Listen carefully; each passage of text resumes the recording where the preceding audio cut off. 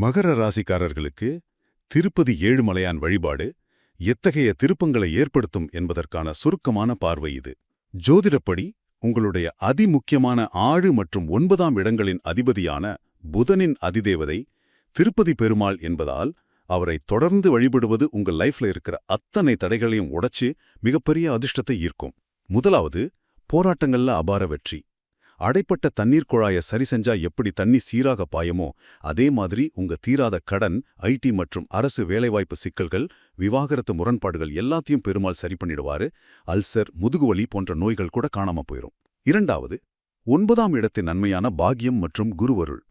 அதிர்ஷ்டம்ங்கிறது மாய கிடையாதுங்க. அது டெய்லி லைஃப்ல வர நெருக்கடிகளை தவிர்க்கிற ஒரு விஐபி பாஸ் மாதிரி.